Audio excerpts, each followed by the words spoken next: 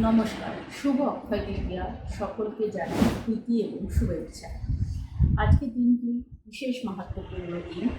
বলা হয়ে থাকে আজকের দিনে আপনার জীবনে যা কিছু হবে তার চিরকালের জন্য অক্ষয় এবং শুভ হিসেবে আপনার জীবনে তার প্রভাব ফেলবে।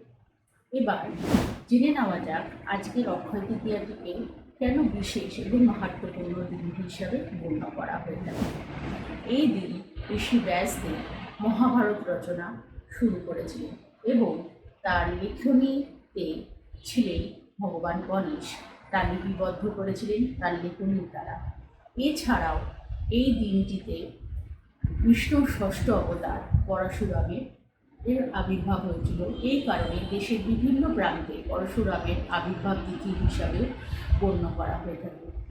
এই দিনটিতে দ্রৌপদী সহ পঞ্চপাণ্ডব যখন বনবাসের জন্য যাত্রা করেছিলেন, এই দিনে ভগবান সূর্য তার অক্ষয় পাত্র দান করেছিলেন দ্রৌপদীর উদ্দেশ্যে এবং এই অক্ষয় পাত্রের দ্বারা তিনি যাতে পঞ্চপাণ্ডবের বনবাস যাত্রাতে কোনো রকম খাদ্যাভাব না হয় তার জন্য সেটি প্রদান করেছিলেন। এছাড়াও এই দিন রাজা ভগীরথ কঠিন তপস্যার মাধ্যমে গঙ্গা দেবীকে পৃথিবীতে আগমন করিয়েছিলেন। এছাড়াও এই দিনটিতে কুবের দেব তার তপস্যার দ্বারা ভগবান শিবকে তুষ্ট করেন এবং তার আশীর্বাদ ধন্য হয়ে বৈভব ঐশ্বর্যের জন্য আশীর্বাদ পান। এই জন্য বৈভব লক্ষ্মীরও এই দিনকে পুজো করা হয়ে থাকে। এই দিনটিতে আরও বিশেষ বিশেষ মাহাত্ম্য রয়েছে। তার মধ্যে একটি রয়েছে জগন্নাথ পুরীতে আজকের দিনটিতে মানে অক্ষয় তৃতীয়ার দিন থেকে এই রথের রচনা বা রথের চাকা তৈরি করার কার্য শুরু করা হয়ে থাকে। এছাড়াও এই দিনকে দেবী অন্নপূর্ণা ভগবান শিবকে অন্ন প্রদান করেছিলেন কাশী বিশ্বনাথ মন্দিরে।